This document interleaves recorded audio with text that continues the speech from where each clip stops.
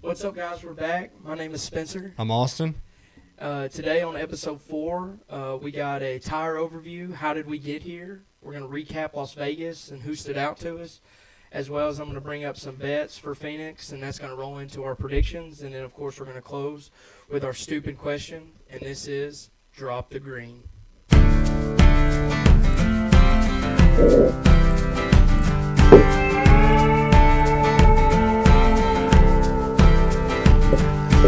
Impulse floating on the southbound breeze, somewhere between heaven and the tall pine trees.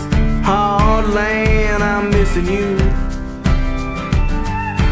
Guitar playing through the night, it felt pretty good, yeah, I'm feeling alright.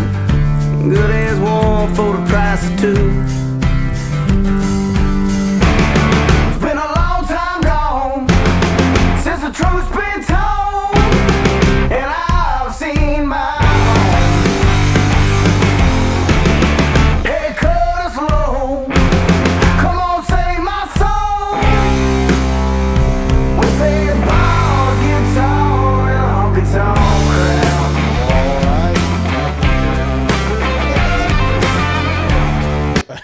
Not sure why the fade didn't That's come all out. right. That's all right. We're not going to redo it again, I promise. We're still figuring out our technical issues here, and it's getting a lot better. So Yeah, I really huge props to Spencer. I don't even know how to answer an email half the time, much less get all this working. So really appreciate it to him. But we'll get right into it. As always, we're going to dedicate this episode to somebody. Episode 4. I know you've waited 4 whole long weeks here. I can take a guess who you're going to pick, but why don't you go ahead and tell me what edition is this for you? It's the Kevin Harvick edition. Of course, for me. of course. Yeah, All right. I'm wearing the 4. I got the 4 on my hat. I'm decked out this week. So Nice. I'm, Okay. I'm pretty excited. Not giving it up. No. But this week, so I'm going to dedicate his Stuart Haas run Okay. here. So, So just sticking to the 4. just sticking Yep, to the 4 nothing, car. nothing 29. Yeah, nothing 29, just him in the 4. He ran 10 full seasons in that car, started in 2014, which he won the championship Isn't that wild? that Isn't year. that wild? Yeah. Yeah. Switches straight from RCR, gets Yeah. into the 4, wins the championship.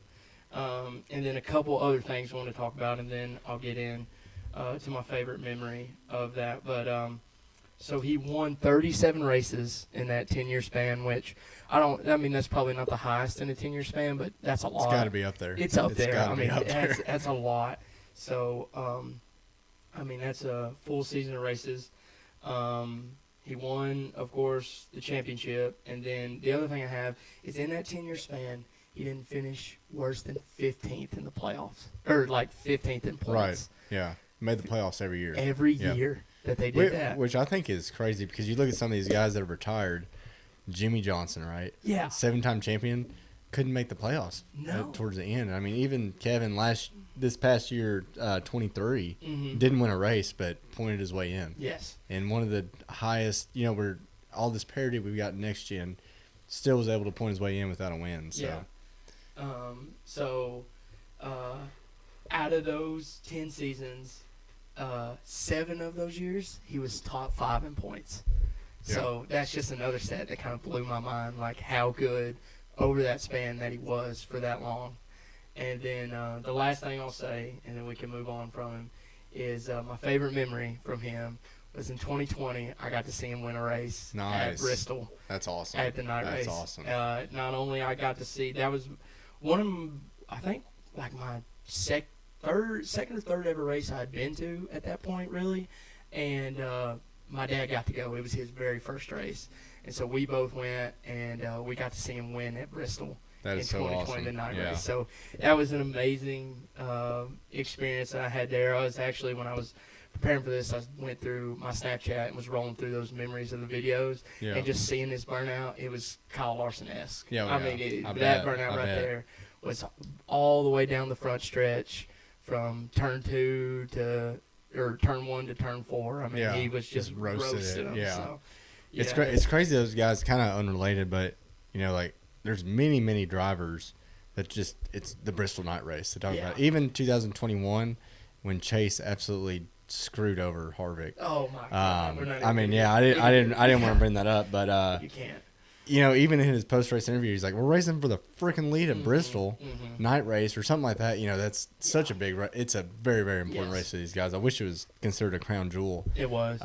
One thing this is just off the top of my head, and I'm 99.9% sure I'm right here. Okay. But somebody can fact check me. 2020, Kevin Harvick won 9 races, missed the final 4. Texas, remember it rained, and they didn't call the caution. Yep, and he got wrecked. And he got wrecked, Yep. couldn't recover. Some guys that were in must-win situations won. Won. So he finished 5th in points with 9 wins. Yeah. 2021, did not win a single race. Should have won Bristol Night. Yes. We know that. I was also at that one. He should have went back to back. Everybody knows that. Yeah. He finished 5th in points. Yeah. Dude, So he's a point machine. he's a point machine. Yeah. And the other thing I want to say is, so he was just on Dale Jr.'s podcast for the second time, I believe, and he was talking about the format and everything, and that year he won the championship was the first year of the format we know now. Okay. 2014, and he was one of those guys in a must-win situation towards the end, won the championship. 2015, he lit the world on fire. Yeah. Kind of similar to 2020, and did win the championship. And even on the podcast, he was like, 2014, we didn't have the best year. We didn't, and he comes this close to saying we didn't deserve it. Yeah. But then says, 2015, we should have won the championship, but we didn't. So it's kind of like, so I like he gets it. I think he's amazing in the booth. Just these 3 races we've had, brings Clint down to a. Yeah, and we're gonna do a whole overview on that. So we don't have to touch that, but that's one thing I want to get into. Yeah, Kevin Harvick, his SHR years, it's just insane. He was, and I know we don't really want to touch on the 29 stuff, but towards the end of his RCR days, there's some really good radio of him. The cars were terrible. Yeah, and they wouldn't listen to him and they wouldn't help him. And Richard Childress got on the radio and was like, "I'm tired of hearing you gripe." He's like, "Okay, Richard, well, get the cars better." And they're going at each other in the middle of the race. And he was like, "I'm telling you, these cars aren't good. I'm telling you." And then that last year he was there, I don't know if you've ever seen this, but he was running his own truck and got into it with Ty Dillon. No, racing with Ty Dillon. And whole thing, you can watch the video. I won't get into it too much, but they interviewed him afterwards, and they're like, "What went on with you?" And Ty Dillon's like, "Same reason I'm leaving RCR. You got these kids coming up that don't have any respect. They've been fed everything with a silver spoon." And I'm telling you, man. And that was 2013. I mean, he was about to. He made his announcement he was going to leave for SHR a year before. Okay. So he kind of had this lame duck season almost, but and they weren't able to pull like a Tyler Reddick on him. Just right. Yeah. Not just different time, but him and Tony have always been good friends. So I think when Tony brought that team in, he probably always wanted Kevin. I've heard the story that Kevin had the chance to go there sooner, but was really loyal to Richard to a fault, evidently. Yeah. But went to SHR and just absolutely lit the world on fire. Whether they were in Chevy or, he won the championship in a Chevy.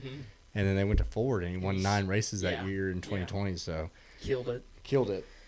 He's just always be a legend to me. I mean, that's the guy that got me going, got me started. Yeah. So he's just one of those. I think you were talking about it earlier. One of the, what was it with Dale Earnhardt? He was the last active driver to run. Yeah. The with Dale Earnhardt, or kind of. Yeah. So in that. Oh, I'm sorry. I was going. That's okay. On what you're saying, no, I was just trying to set you up in a little podcast move here. And I was struggling hard. I didn't know. I was like, "What is he talking about?" All right. No, but what I was saying is, if you look at the whole era of NASCAR, Kevin was the last guy to race with the Jeff Gordons, with the Jimmys, with the Kurt Bushes, with the Dale Jr., even Dale Sr. as well. He was the last old dog. Yeah. And so to me, I mean, it's when he retired, it's an end of an era in NASCAR. Like it won't be the same as far as that old generation goes. He was the last guy. Yeah, he's the last guy, and I mean what's funny, and he's, I'll kind of give him a little bit of a hard time here. When he came in, he was that guy that all the older guys were like, "You have no respect. Yeah. You don't race me right." He was a punk, and he acted like a punk too. And even, then when he got older, he turned around and did the same thing. But I think he's very, very self-aware. about that. You can see that in the booth, and he's got a podcast now where he talks about some of these old stories too, and it's Shout out to it's it. so Yeah. good. It's really good. Just the last one alone, I won't give it away because these are more 29 days, but talks about testing Dale's car and everything, and some real. It's an uncensored podcast too, which is real. Yes. I love it. I know. I love that.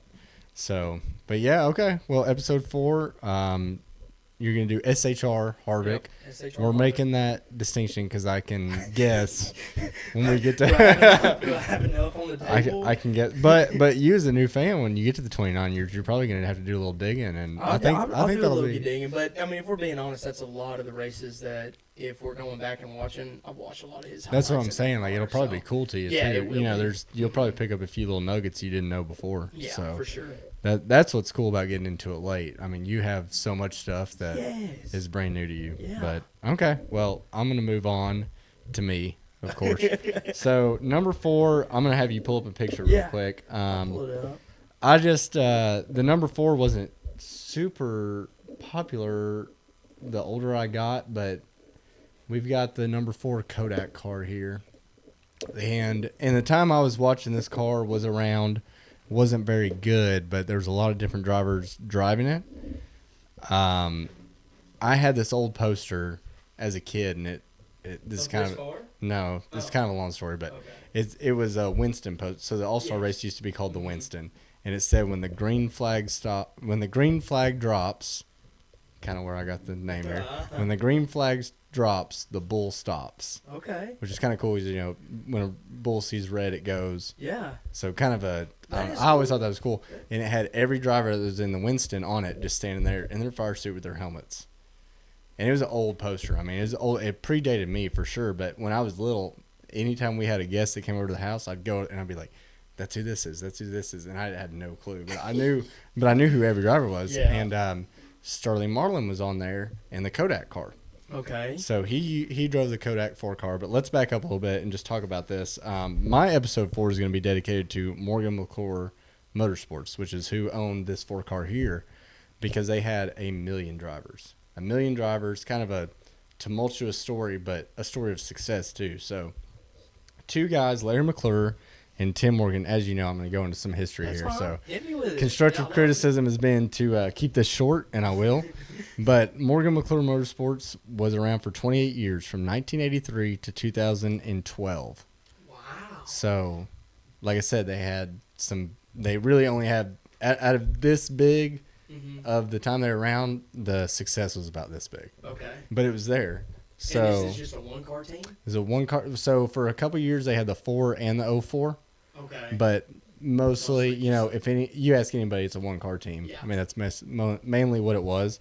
So you want to take a guess where this team was headquartered, where it was based out of? You'll never guess it. I'll go ahead and tell you. Canada. Nope. Oh. Abingdon, Virginia. You know where Abingdon, Virginia is? No, I So, can't place it right now. I love Abingdon, Virginia. So I used to work there Okay. when I was in college. So Okay. it's where the old farm is. Yeah. But it's right over the Tennessee line. Yeah. So I still consider it kind of Mhm. East Tennessee a little bit. But they were headquartered in Abingdon, Virginia. So do you know what the biggest employer in the Tri-Cities area, Northeast Tennessee, is? No. It's Eastman Chemical. You ever heard of Eastman Eastman. Chemical? Yeah, yeah, Eastman. yeah, Yeah. yeah. So Eastman, before it was Eastman Chemical, it was Eastman Kodak. So we got the Kodak car here. So kind of a little bit of a hometown sponsor. Super cool. You know, I'm wearing I have a dealer up in Abingdon, Virginia, so I wore my Abingdon, Virginia hat There you just go. for this episode. But my dealer there, he actually knows these guys. Just super weird. And I've always known this car. I knew it was Morgan McClure. I knew a little bit of the stories, but I didn't know they were based in Abingdon, Virginia. So that day he told me several months ago, you know, I started digging, and it's just super cool story. But we'll kind of move on. So they're based in Abingdon, Virginia. 83 is when they started. They kind of floundered around. Just 2 pretty wealthy guys that wanted to get into NASCAR. The story we've heard. And they went straight to Cup. They went straight to Cup. Wow. Yeah. So kind of the story we've always heard. 86, they get sponsored by Eastman Kodak. So we get this gold, and I think this is an absolutely iconic when I think of old NASCAR, I mean the yellow with the red wheels. I mean it's Yeah, no. When you sent this to me, like again, I didn't know. you've nothing but you've about probably I seen saw it. Yeah, I yeah, had you've seen it that for car. sure. So Yeah, and this car lasts many body styles, like the old square. Probably would have been a Chevy Lumina back then. okay. Like you've probably seen that too, but really, really iconic. So they kind of got serious after they got that Eastman Kodak sponsorship, and they hired a guy named Rick Wilson, and he got their first pole. Mhm. So, I mean, yeah, like I said, I'm skipping a lot of the history. I'm not really getting into it, but imagine like a Rick Ware Racing almost, Yeah. and then they get this sponsorship. They get this pretty good guy, and they get a pole. 1990, they hire a guy named Ernie Irvan. Okay. So Ernie Know that Irvan, name. they kind of compare him to the Ross Chastain of today. You know, Yep. just was into everybody. Oh, they called him Swervin' Irvin, Yes. which I think that was a little bit after this time. But 1990, he wins Bristol, which you know they're pouring money into that. That's Yeah, their that's home their home That's their track. home track basically. Yeah. So they win Bristol. 1991, Ernie Irvan wins the Daytona 500. So here we have Whoa. we have Morgan McClure, small little team out of Abingdon, Virginia, one car. They win the Daytona 500. We'll just move on. So Ernie Irvan, when Davey Allison died, which we'll get into Davey Allison one day too. When he died, I guess Ernie Irvan was a little bit upset with the team for whatever reason. Didn't dig into that too much, but he leaves mid-season. They put a few other guys in there. Well, then they end up hiring Sterling Marlin, another Tennessee boy from Middle Yeah. Tennessee. That's cool. They hire him, and in 1994, Sterling Marlin wins the Daytona 500. Oh my gosh. 1995, Sterling Marlin wins the Daytona 500. No I mean, way, yeah, back to back. back to back. So the other cool thing about this time period, and then you'll hear this on some podcasts and everything, but they had the X pipe. So kind of where the exhaust comes out of the engine, you know, you got two sides, obviously V8. You got Yeah. exhaust coming out, they X'd it. And So they crossed them over. they crossed under them the- over, yeah. Under the And car. it had this really, really unique sound, just a really high pitched scream. Yeah. And everyone was always like, "What?" Because back in those days, you didn't know what people had under the car. It's not like today. Yeah. Everything's the same. So they figured out they had this X pipe, and people were like, "Oh man, that's like 30, 40 horsepower." You know, Sterling Marlin did a podcast. He's like, "It was probably 5 horsepower," Yeah. but he's not going to tell you what it is, right? He won 2 Daytona so 500. we're really thinking it was 30 or I mean, there's no telling. Yeah. There's no telling, but it's just some of that cool ingenuity that, Mhm. you know, back then that was so new. That was just something different they were doing. So 96, Sterling's still with them. They win Daytona and not the 500, but the other Daytona race. They win Daytona and Talladega. So these guys are super speedway masters. Yeah. Absolute masters. So the last win they had was in 1998 with Bobby Hamilton, and that was at Martinsville, of all places.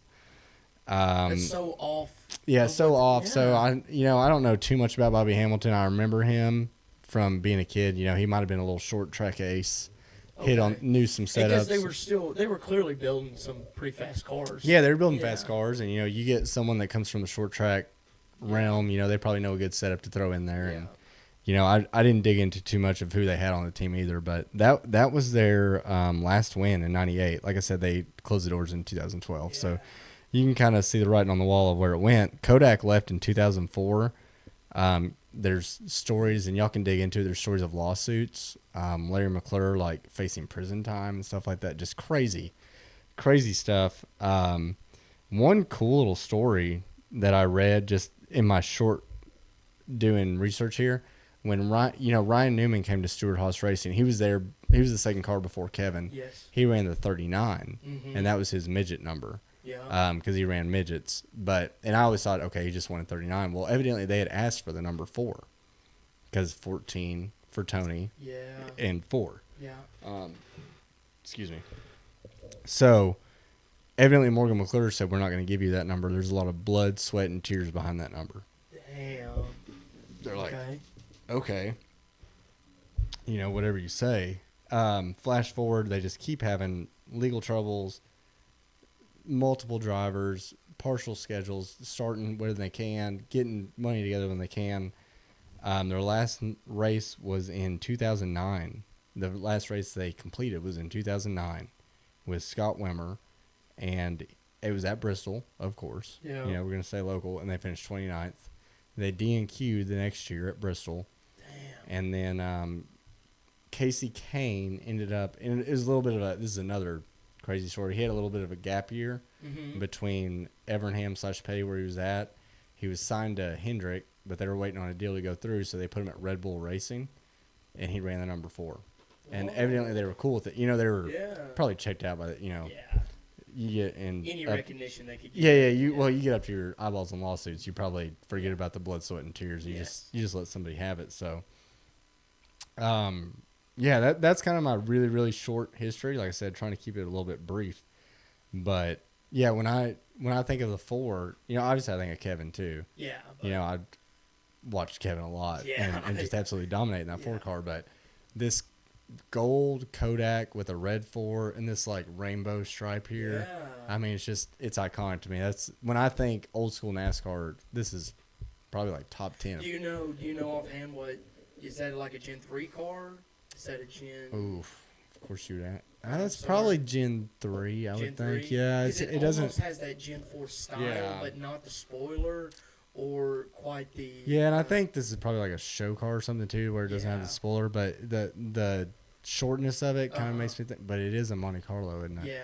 I think this is a really, really botched up show car. Okay. I don't know if you've ever seen like show cars before, but it'll be like, okay, so next time you see a show car, like let's say they bring a car to a Food City or something. Yes. I've seen stuff like it'll be a Chevy, like with the Impala front end, and they'll just put a Ford logo on it and stuff like that. You know, or it'll be a next gen car. Yeah. But it'll still have 5 lug nuts or something like that. You know, just there's weird stuff. So that's probably the picture in Spencer's defense, I told him to pick this picture. So, thank you. Completely not his fault at all. But I think this is like some kind of weird show car. But this, the paint scheme, the gold, the red 4. I mean, that's the NASCAR I grew up with. When I think of it, this is definitely comes I up. also think like stories like that are cool, and I don't, like you said, we can kind of keep moving. But the one thing I wanted to say about it is like companies like that keep these people running. Like no one's ever heard. I remember Kodak films like with the cameras, disposable cameras. Yeah. That was the biggest thing they had, and so like when they lost, you know, of course, when cell phones became huge, you didn't need a disposable camera anymore, and it's crazy to see like teams that they depend on those sponsors. Right. Yeah. And when those sponsors in their company realm don't make good decisions or go a different direction, it shows on the racetrack. Yeah. And so to me, that's like one of those, like I hate that it ended for him like that, you know, but at the same time, to see that evolution of like pop culture events just play out on the track, you know. Right, yeah. You go to winning races in the early, late 90s, that's when Kodak was huge. Right. Everyone had a disposable camera. You would take it into Walgreens or whatever, and you know. So. And that was their local sponsor, right? Yeah. I mean, right down the road. Mm-hmm. So, I'm going to say this really quick. I don't want to get into it too much, but you know, you look at a team like this that was around for, what is that, 30 years maybe? Yeah. 83 to 2012. Let's call it 30 years. When they got out of it, now granted, well, let's put their legal troubles aside, but they were in the sport for 30 years. When they got out of it, what did they have? All they could do was sell all their stuff for pennies on the dollar. So that's kind of where, and this will be an overview one day, that's where the charter system, you have something, you have value, right?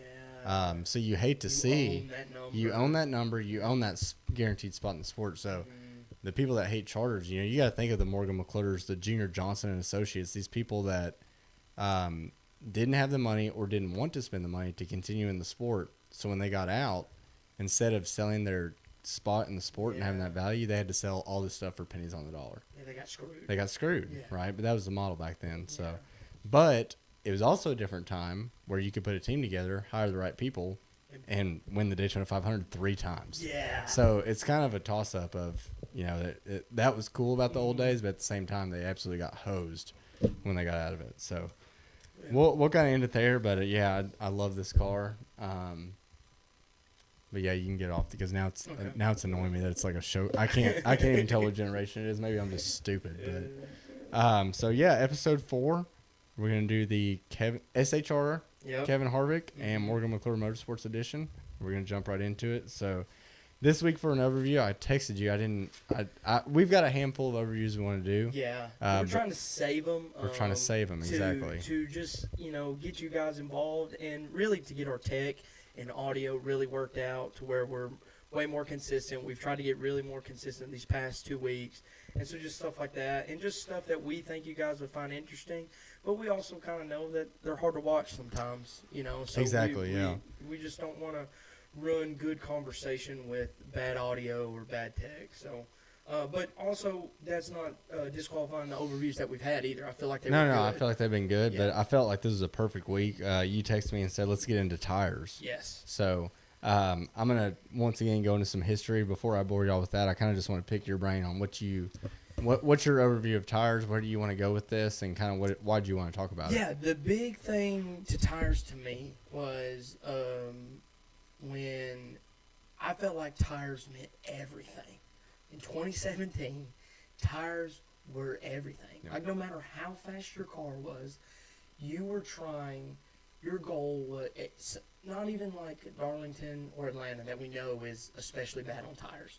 I'm talking anywhere at when they would run at Kentucky or just any general mile and a half. Tires were everything because so you could fire off really, really well, but then everyone after 10 laps or so would be running the exact same lap times, which was very interesting to me. Yeah. And then from there, once you started running, you would run this after 10 or 15 laps, you would start running the same lap times pretty much, and then there would be a drastic fall off. And it was managing that fall off. Yep. To me, Comers and goers, right? Comers and goers, yes. And so it was like, did you save tires in that first 10 or 15 laps and fall 5 to 8 spots, Yeah. or did you burn them up? Did you run straight to the front? Or and did you down? haul enough ass that you built up a lead to where you can skate around? Yes. And yeah. And to me, that's kind of where I wanted to get at, is I feel like they've completely taken that out with this next-gen car. And so really is, and the two questions I want to kind of pose to you, and you can kind of get into your history, but is more like, is it the body style of the next-gen, or is Goodyear making that good of tires? That's kind of like, I kind of feel like that's the only two options that we really have. Yeah, and I think you're onto something there Okay. too. So I'm gonna do a really, really quick history here. So Please. Tires have always been a big deal. What's touching the pavement, right? Yeah. So 48 to 54, when NASCAR first started, they were running Firestone. Then they went to Goodyear. Okay. So we're gonna skip all the way to the late 80s. Hoosier came in. At this time, I guess there was no exclusivity deal. Mm-hmm. If they wanted to come in, they could come in. So Hoosier. Hoosier's the ones that are running like little tracks now. They're running like Yeah. you go to a local track, that's what they run. Arcus Hoosier too. Okay. Yeah. And then all your dirt guys, when they win, they'll put on that purple. It's like a necklace, but some people wear it as a. Mm-hmm. We don't have to get into the dirt much. There's some dudes that wear it as like a headband. Yeah. And I just think they're a little douchey, but that's a whole other. I could start a dirt podcast talking about those guys, but so Hoosier comes in the late '80s, which it's called the Tire Wars. If you want to look into it, there's a lot more information than what I'm going to give you here. So they kind of disrupted it. So Hoosier had a really soft, really fast tire, right? Goodyear had a really durable, hard tire. Well, the Hoosiers were winning races. And then there was kind of a battle of, okay, well, do I put the Hoosiers on? Do I put the Goodyears on? And there was guys that won races literally just because they were on Hoosiers. Whoa. Yeah, and I mean, you got to think about how long Goodyear had been in the sport at this time. Yeah. They're like, okay, well, maybe it's not about the durable and all that. We need to have a soft tire, But Hoosier had a lot of technology. They had a smaller tire too, but they had a lot of technology from racing in other series. They brought it to NASCAR and they were whooping ass, absolutely whooping ass. So they were winning the tire war. They were winning the tire war, yeah. So '89, Goodyear comes out with a radial. We won't get into that too much. Went by splitter radial. It did change the way the car drove. A lot of people compare it now the way the next gen just loses it and you can't save it. Yeah. They say that's a lot like it was when we went from bi-splitter radial. Okay. Where when it went, and you guys had to adapt to that. Now, not to pause you, can you explain what radial and? A little bit, yeah, a little bit. Not enough to not talk out of my ass. Yeah. So I'll just leave it at that. But it's a There's more technology to it. It's a stronger tire. Okay. It's not gonna wear as much. It's a little bit more durable. Okay. I really don't want to get myself. Yeah, I'm just sorry, yeah. I just No, said no, no, no. that. It's a No. fair question. Okay. I deal with radials and bispides now in my job right now, and I can tell you right now the radial is a premier tire. Okay. Um, So it's just That's pretty much like the iPhone 10 compared, or the iPhone 5 compared to the iPhone 13. right. now. Yeah. That's as far as I want to Okay. dig myself in that hole I without got you. looking like an idiot. Because I'll do it if I keep talking. So, long story short, Hoosier ends up backing out. I just skipped. I just gave you the tire awards in about 2 minutes, but Yeah. that's fine. So Hoosier backs up. Goodyear is the tire, the Yes. exclusive tire. They have a deal now. They learned from Hoosier what they needed to do. They learned what made a tire fast, and then they locked in that exclusive deal with NASCAR. So competition makes everybody better, right? High tides raise all ships. So now we're stuck with Goodyear, which is fine. That sounded really negative, but that's fine. One thing, have you ever heard about the 2008 Brickyard 400 race? Yes. Okay. Yes, I have. Okay, so I they- actually went back and watched a little bit when you mentioned that yeah, to me. it's insane. It is wild. It's insane. Yeah, it's Yeah. absolutely insane. So the longest green flag run of that race was 12 laps. Yeah. Because the tires were so bad. And then they ended up bringing in the tires. I think the next week maybe they were going to, don't quote me on this, maybe Michigan or something. Mm-hmm. Some other track. They ended up diverting those trucks and bringing them back because they're like, we're going to run out of tires. It's a similar Whoa. compound, but like it's not working. This probably is not going to be any better, but we just need tires. And the tires are just absolutely getting demolished. Yeah, they 10 were. laps. It was crazy. 10 laps, caution, Yep. hit, and and like I said, the longest run was 12 laps because 10 was a magic number of people were about to bust their ass and shred tires. Of course, Jimmy Johnson ended up winning that race. Oh. That was just that time period. Like he did. You had to be there. Yeah, you had to be you there. had to It be was- there. It was absolutely awful. So Goodyear had problems there. They've been crucified by people like Tony Stewart and Kyle Busch when they had problems. And I think that's kind of what leads into what you're talking about now. Now we have tires with the next gen that are wider, Yes. right? Even when we were in the Gen 6 and we had the 550 horsepower package, they wouldn't wear. No. I remember listening to a podcast and they said they could have ran the tires they took off at the end of the race. They could have ran for, 2 more races. Like they just weren't wearing. And some of that back then was we weren't putting load on the car because we didn't have the horsepower either. Okay. And Goodyear was Yeah. making a really durable tire. So, kind of jump into what you're talking about now. Is it the body style? Is Goodyear at fault? I want to go back just a little bit to 2022 when we first came out with this next gen car. People were blowing tires like crazy. Do you remember that? Yeah. Yeah. No, Um, that was one of the points I wrote down. That's why, what happened? Yeah. That was interesting. So a lot of that was Goodyear has a recommended tire pressure, Uh-huh. right? So Goodyear has technical people that are coming to every race. They have engineers that are doing the work just on these tires, and they say, hey, here's a recommended tire pressure. From what I've heard, from what I understand, from what I've read, crew chiefs has always been like, to your recommended tire pressure. Yeah. We know what we're going to do, and we're going to let the pressure build. We're going to let them get they're going to be really low when they start. And I guess they were getting away with that before when we had the 15-inch tire, a lot of sidewall, Yeah. and a lot more durability. Yeah, you right? could do now that. now our sidewall is really, really small. We don't have a Yeah. We don't. one day We'll we'll work be, on Yeah, that. one day We'll we'll be able to get it. afford a next gen diecast. Yeah. I know. We're broke, boys. I just don't want to pay for it really. But so now we have a smaller sidewall, and you'll see it. I'm sure have you seen pictures of like right when a race starts, and you can see the crinkles in the sidewall. Oh now? yeah. Oh yeah, yeah. I mean, they're running really low, and it's kind of a high risk, high reward. If you can dial that in just right, you can build that air pressure, have the grip on takeoff, Yeah. and then just continue to build without having too much pressure, and then you're on ice skates. Yes. So that was a lot of 2022 was these guys, and that was kind of cool to me, is you got all these smart crew chiefs, even Rodney Childers, Kevin's crew chief. Does he really know? No, he's smart, but we're going to play with it, and we're going to see where we're at. So that was a lot of our tires that were blown, but still they're not wearing. Our tires now are way wider because they want to match a production car.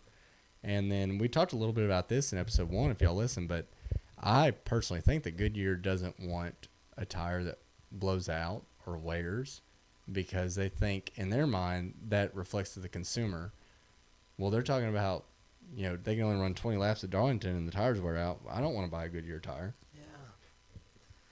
And I think that's crazy. I mean, Yeah, we're race fans. If you're listening to this, you're a race fan, so Yes. you don't think that way. No. But they're thinking, much like NASCAR thinks in several respects, that new fan, that casual fan, what do you think? Mhm. What's their perception? So I agree with you. I think tire wear that's such a big part of driver skill. It's all about managing the tire wear, when you can use it, when you can't, and to see it just vanish like literally so rapidly. Yeah, to almost me- overnight. Oh yeah, Yeah. was so wild of how it completely changed how you strategize a race. To me, it made crew chief jobs way easier. Right. Like I feel like you can look at, to me, the only tire wear is one of those things that you can't look at a screen and go, this is how much we have left. You can do that on fuel all Right. day. Yeah. Pretty much. You can look Yeah. at throttle. The tire's the guys sitting in the seat. Tire is the guy Yeah. sitting in the seat, radio into his spotter, to his crew chief. Hey man, I'm loose and it's my tires, or I'm tight and it's whatever, and that's gone. It's Yeah. completely gone. And so to me, that's like something. I'm not saying that they need to be blowing tires like they were, No. but to see them to be able in maybe like some kind of 30 to just in a stage. Just Right. in a stage with stage racing, and to go like, hey, if you manage your tires well, if there's 10 laps in the stage and it's go time, you can go. Right. You know what I mean? You Yeah. can charge Yeah. from 15th to 5th. Yeah. And Well, that's people like Kevin Harvick made a career on that. exactly. Right? He was the closer for a reason. He was Because he can manage it. He could manage that gap and know, okay, it's time to go. Exactly. I mean, you would see that at Bristol. You would see that at Darlington. You would see that at Atlanta. His premier tracks where he Yeah. would either get out to that lead, or he'd have 4-5 seconds and just cruise on that, or he would, like you said, manage that gap of 2 and being like, okay, 2. Now it's down to 1.5. Now it's down to 1.25. Now we're at 1. Okay. Yeah. there's- Or even look at the guys in front of him and see when their ass ends are sliding Yep. around. Okay. I it's got time it. to go. Yeah. And I think now, really, we had Wilkesboro last year, which Mhm. was an absolute cheese grater. And It was. Kyle Larson, if I remember right, he had a penalty, had to come back down, got fresh tires. Still had to manage his tires, Yeah. right? I mean, he didn't win because he had fresher tires. It helped him get through the field, but then he still Yes. had to manage them. And he kicked everybody's ass Mm-hmm. because he's good at managing tires. Yeah. We still have Darlington. It doesn't matter what you do to that track, you have to manage tires. But that's really about it. I mean, everything else, with the way we've done it with stages, right, wrong, or indifferent, it's go, go, go, go, go all Mhm. the time. And sometimes that creates good racing, but then when we get to these tracks to where we need tire wear, we used to have tire wear, and we're managing fuel more than we're managing tires. And Martinsville's the big one. Yeah, that I'm Martinsville's really a big one. talking Yeah, about. It's yeah. I mean, ridiculous. that it's crazy it should to never me. be a fuel mileage race. No, and I mean the shifting's ridiculous there, and you add on top of that we're thinking fuel mileage more than we're thinking tires. I mean and I don't like, and this could be a stupid question one day, but we have this giant ass tire now, Mhm. right? I mean it's way bigger than the old tire, Yeah. and that's so much grip. And if we want to fix it, I would just want to know, could we go back down? If you want to keep horsepower at 670, and we're probably going to lose that battle every time, right? Yeah. I would love 1,000, but we're probably going Go to lose. up, Yeah, we're probably yeah. going to lose that battle. So just skinny the tire back up, Yep. width wise. If you still want an 18-inch wheel, Go it looks for it looks fine, right? It does look. It looks fine. On that car, it looks great. It looks great. Now, is there math behind that of, okay, well, we have X amount of sidewall now, we have to get this wide for durability, or Probably. just to make it go 180 miles an hour? 100%. There might be. Yeah. I don't know. I'm not a NASCAR engineer, but, can we not skinny these tires up a little bit and at least not give them as much grip? Now, would that help the wear? I don't know. Mm-hmm. You would think so, because if it's skinnier, you don't have as much grip, you might be sliding around. That might solve our wear problem too.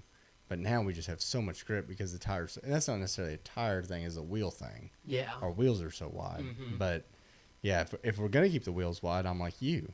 We need to make this tire wear a little bit. Yes. So, We need to make but it we don't work. need it. And we can go back. We don't need 2008 Indy either. No.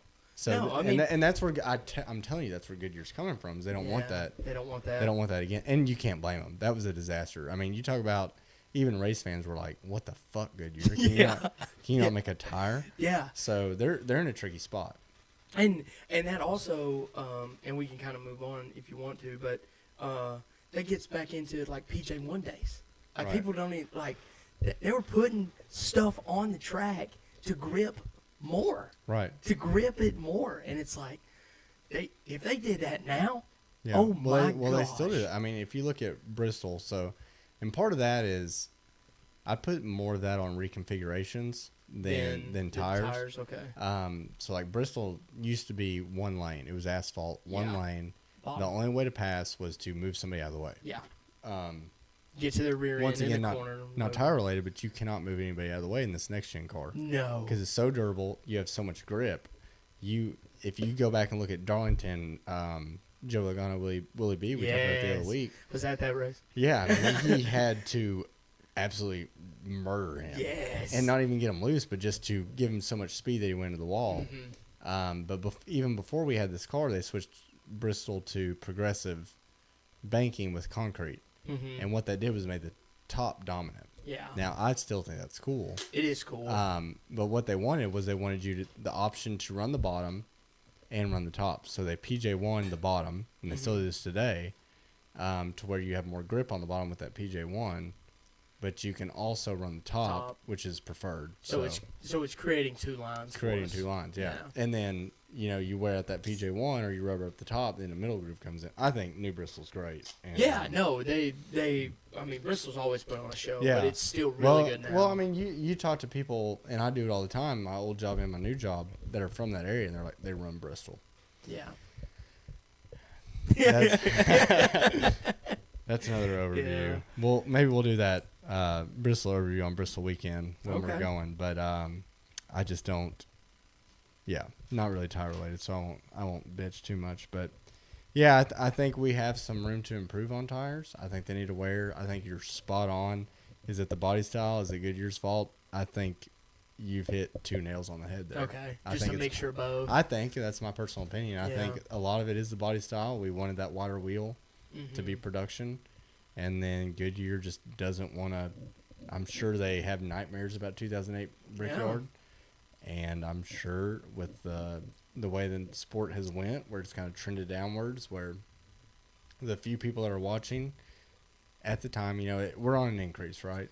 Yes, We're on now. an increase, yeah. NASCAR is cool again, but Mhm. when it's trending downwards and the few people that are watching, well, let's show that Goodyear's a good tire. I think that's their mindset. I Yeah. don't know that, but it just seems that's the way it's No, going. I mean it definitely makes sense. Why would you want a brand to look bad if your Right. brand is Yeah. consistently When found? you're- Like if and we had you're- a and you're hanging on by a yeah, thread. if we had a Ford that came out every single week and blew an engine, I mean that would make people go, I don't know Yeah. about that. Yeah. But they're not. So because they're built well, so you can't fault them for that. I'm not mad at them, but Give me good racing. Give me good racing. Go to the test track. Get on iRace. Whatever you got to do to just make, like you said, I don't want to have a 2008, but come on. Yep. Martinsville There's- should never be fuel mileage. No, there's people Yeah. way smarter than us that I guarantee Yes. can figure that out. Yeah, So for sure. They're getting paid big money to do it. big money. Yeah. All right. Well, that was a good overview on tires. I It was. think that was pretty good. I I think think we that went well. accomplished everything we wanted to there. So we'll go straight into the Las Vegas recap. We watched the race together. Had a Yes, little we bit of a did. watch party here at Spence's place. Mm-hmm. Overall, it's crazy. We had two super speedway races, just high intensity, and then I feel like, in my opinion, we got back to a regular NASCAR race. What did you think of it overall? I thought it was really good, man. For the too. first mile and a half back, the racing was superb. But the one thing I wrote down, Larson is so good. So I mean, good. he and I know I bet Yeah. Kyle Busch and News and, alert, right. And yeah, news alert on that. But golly, is that what we're gonna see through every mile and a half? And I wouldn't be surprised if you said yeah. Yeah, I mean, that's how good he is. What's crazy is 2021 he started running for Hendrick. The first race he won with Hendrick was Vegas. Vegas, yeah. If I remember right, that was the fourth race in the year because we went Daytona Road Course, Homestead that he surprisingly didn't win, Mm-hmm. and then we went to Las Vegas and he dominated. So 2022 we get the next gen car and he kind of struggled a little bit. Yeah. In Kyle Larson terms, he struggled. Yeah. 23 kind of made a little bit of a resurgence, and it's if you're the competition, it's scary. Yes. That Kyle and Cliff come out of the gate, and I wouldn't say dominate because Tyler Reddick. Tyler Reddick was there. He was there at the end of every stage. Which made it good. Which made it good, and it makes you wonder, I know they had a little bit of pit road problems. I think one of them was his fault because he drove through the box. Maybe he had to back up. Yeah. But, yeah, man, it just makes you wonder with this next-gen car and the parity. Now, don't get me wrong. The good teams are always going to be good. So, and Kyle Larson, I'm telling you, Cliff Daniels, his crew chief, is the next Chad Knaus. Yeah. I mean, he's a great crew chief, and he knows how to manage Kyle. He knows how to set up the car. They're perfect together.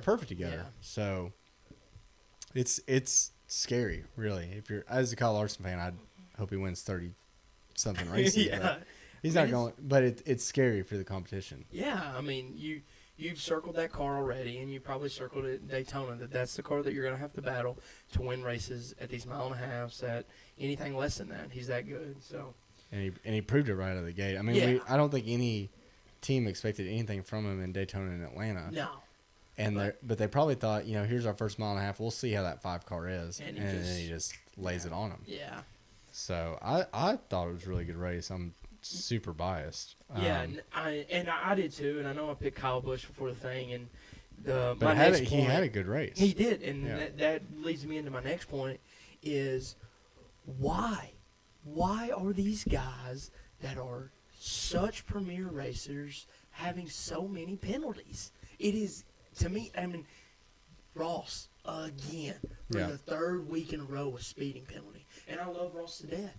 But how in the world can they not dial him down to go, this is what you need to run? Like, to me, I'm like, they have the dots, right? Yeah, they have the dots. To me, he's running the dots. You know what I mean? He's running the dots. So is he doing? I know you can't cut the corner. You have to do you have to the time interval, the arc. So is it the racer's fault? Is the crew chief doing something to this car to where he's getting more out of the green dots, and then Ross ain't running the arc that he needs to run? Yeah. But he had one. And I know Kyle Busch. I don't think he would have beat Larson. I don't think so. But him and Reddick maybe could have scared him enough to. And we know how Larson is. Yeah, watching the race, I was a nervous wreck because I was like, he is prone to he runs 110% every lap, and you're like, why? Why? But I think you nailed it right there. You said. If he wouldn't have done that, he would have had something for him. He would have. Right? I do think that. But you got to think with this new car, Perry's at an all-time high. Yeah. We know how hard it is to pass, and we'll get into that in a second. Where can you make up your time? It's pit road entry. Yep. It's leaving pit road. It's your pit stops, not necessarily in the driver's, hands. But look back to Homestead last year, right?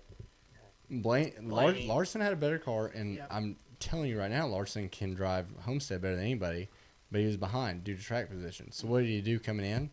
He got everything. Yeah. Everything and then some on his entry.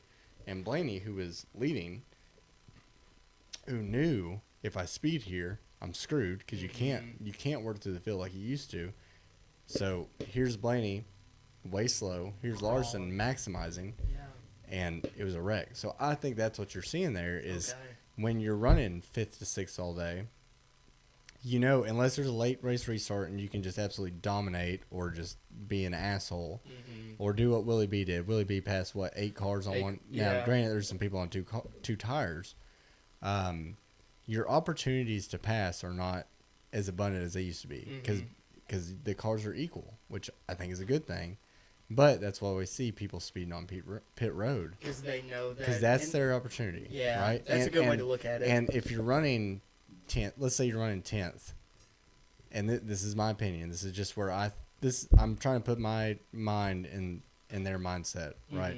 If you're running 10th, you're probably thinking, I cannot slice and dice through the field. No. Because I don't have a substantially better car than everybody else. So I'm going to push my absolute limit on pit road. If I get busted speeding, I'm not going to win. I wasn't going to win anyway. Right? And with this format, really 3 races in? We're 3 races in, right? Yeah, 3 races in. What's the difference between finishing 10th and finishing 26th? Nothing. It's really nothing, especially if you're Kyle Busch, right? Yeah. Especially if you're Ross Chastain. Yeah, and I'm not going to win a race. Right, and I'm not saying I'm not putting words or actions into them. But in my opinion, that's where it is you have to maximize. If you can, it's all track position, right? If you can maximize getting on pit road and pass 2 cars this pit stop, okay, that's 2 cars that probably are not going to pass you. No. Next pit stop, another 2 cars.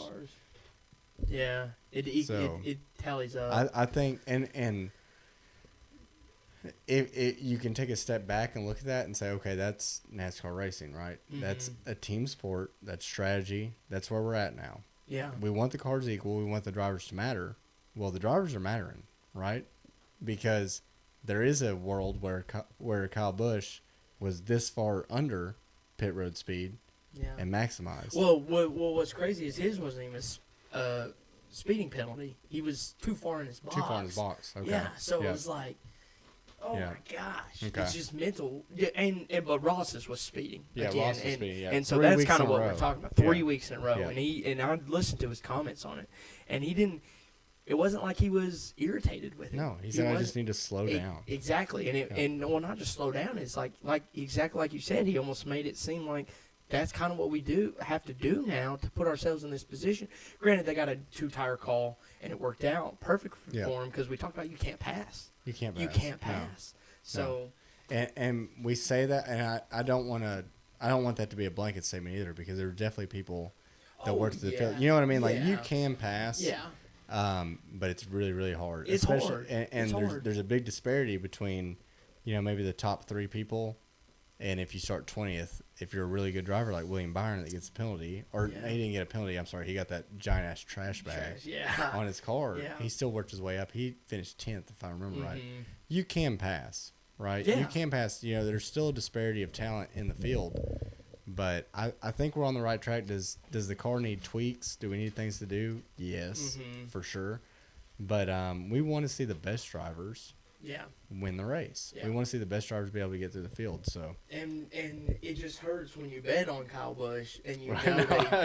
know that he finished 26th and you Yeah. know he had a top 5 car. He did, yeah. He did. And- And he and- proved that all day. I mean, he led laps. Yeah. So and again, I know this is getting into my betting thing and I'm a little biased, but I'm like, I don't think he would have beat Larson, but well, golly. the amazing thing about NASCAR racing is we're a green, white checkered away yeah. from really anybody in the top 5 winning. Anybody.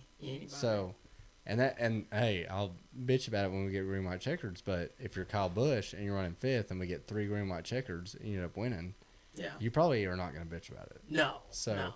And that's the beauty of our sport, Yeah. right? If you put yourself in position, you always have a chance. Mhm. So I think that's where the speeding penalties come from. Yeah, for For sure. sure. And then you can whole nother thing of too many men over the wall, or just your team being honestly terrible, and we've Yeah. seen that. And we've seen teams be terrible.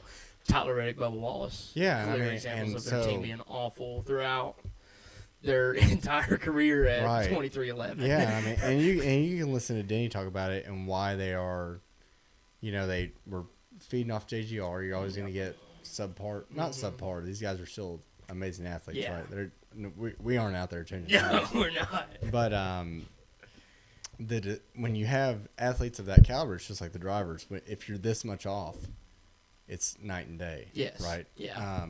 So they started their own pit crew, and They seem to be doing better. they're doing better, but nobody's going to leave. Your top tier HMS guys aren't going to leave No. to go to 2311 No. unless you just start paying out the ass. Yeah. But once again, Rick Hendrick will pay them more. Yeah, To he will. stay. Yeah. So you just got to get good at finding those guys. You have to find Yeah. those guys. You have to build a culture, and I think they're doing that. But so Bubba's problem was they spooled the gun up, and this is still crazy to me. If you spool that impact up too much Mm-hmm. before you hit the lug nut, it overtorques the So lug it nut. like strips it. It doesn't strip it; it just puts it on so fucking hard that you can't get it off. Oh. So that was Bubba's problem. Okay. So and listening to a few other podcasts, the changers knew it as soon because he knew he accidentally spooled it up a little bit too much. Put it on. He said, "Yeah, next stop that's going to be a problem," Yeah. and it was. I mean, he ends up going 13 laps down. Yeah. Yeah. He finished. Having a great day. I mean, I think he probably would have finished top 10, He probably would. maybe top 5 if he got a little bit lucky, but definitely a top 10 car. Had the Yeah. speed. Mm-hmm. So what was funny to me is, we were watching it. Larson's 2.5 seconds ahead. Yeah. Bubba's multiple laps down on fresher tires because they finally got that lug nut off. They had to cut it off with a concrete saw. And he's pushing Tyler Reddick out of the corners. Yes. Right? So good. Hey, man, that's ain't a rule against it. No, it was awesome to see some teammate racing. Right. Really. Well, hey, and all the people that want to complain about it, what did we spend the last 2 weeks doing? Pushing each other. Pushing each other. So you can't make a rule about No. it. I mean, let's No. not go down that road. And if I remember right, and maybe I was just caught up in the moment, but towards the end of the race, when Reddick was catching Larson, Bubba was there and got lapped, and Bubba just pulled aside. Yeah, And no, I thought yeah. that was super classy. Yeah. Super classy. I mean, it Once doesn't always Reddick happen. got away from yeah, him. it doesn't always happen. Yeah, he got out the way. But and that kind of leads me into, so Reddick starts running Larson down towards the end of the race, and Larson's just what we call now air blocking, Yep. like a mofo. Yep. And Yep. is that the new NASCAR racing? I think so. I mean, my example was pretty much everyone that did a 2-tire call, like Ross. I mean, Corey LaJoy. Corey LaJoy. Yeah. If you do a 2-tire stop, you're clearly, as we've seen, I know we just got done talking about tire wear, but there is an advantage, still a little bit, of having Yeah. 4 tires. But If you know how to air if you block. know how to air block, you're not getting around anybody. So 2-tire calls with, what was it, 20 to go or something like that? Which That's easy money. and to me, that's still, it's frustrating, especially if you're an old school fan. But that's just another skill. That's another. Yes. That's another Pandora's box that's been opened. Yep. One sec, sorry. There you go. So that's just another Pandora's box that's been opened. Now that's another skill that we have. Yeah. Right. Yeah. That's another skill that we have that we haven't seen before. So that's why people get frustrated over it, because we haven't seen it before. But it's still a skill, right? And it's going to make your Truexes, your Logano's, your Denny Hamlins, dudes that have not had to do it before, or be that good at it.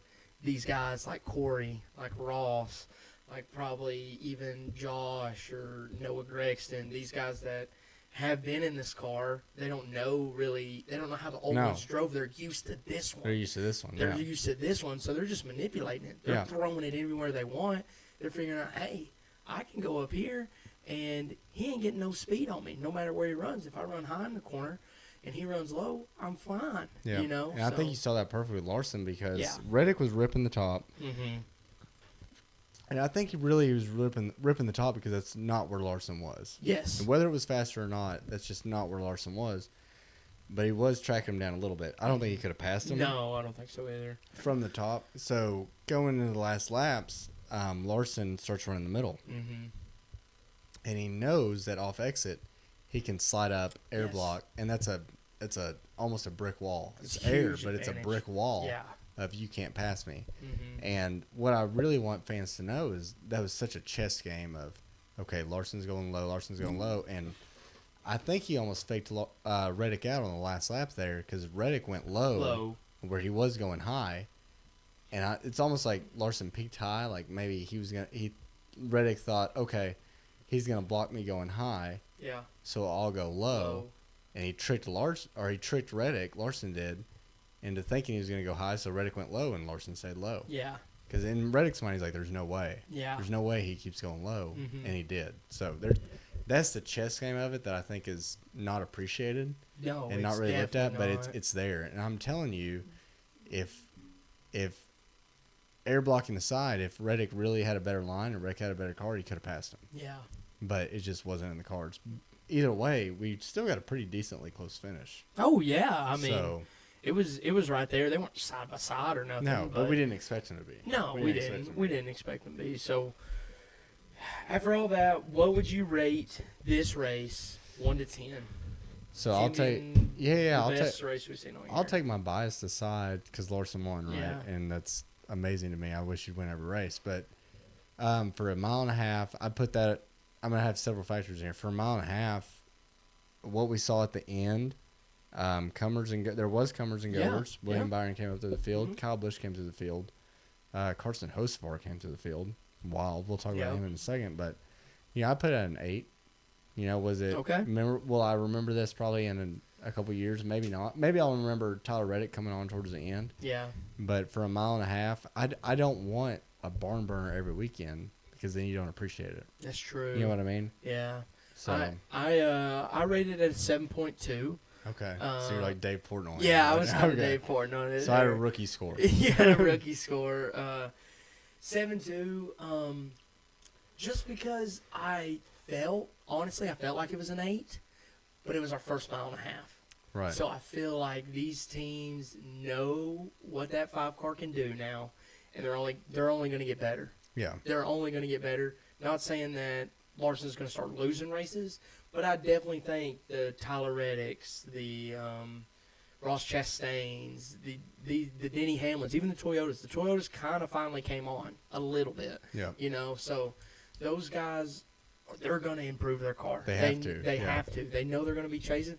And for Larson, it's just one of those things. It's like being at the top. Why would you change anything? It's tough. Right. It's tough to go. You don't know what to do better. You don't know what to change. Yeah, you 'cause have you're to doing stay the same. You have to stay the Yeah. same Until Now, they catch up. until they Yeah. catch. And so, is it going to be 1, 2, 3 races? I don't know. It could be Yeah. 5 or 6. This could be but- the only race he wins too. Exactly. So, I mean, who knows? But that's just what I gave it. I thought it was a really good race. I was happy with it. I'm excited to see the next one. Just go from there. Yeah, So. real quick, Cliff Daniels did say in his post-race interview, Kyle Larson's crew chief, they said, what do you learn from a race like this? And he said, I'll tell you right now, the field is closer than it's ever been. He said, we were running first, obviously, Mm-hmm. and the 20th place car was a 10th of a second off. Wow.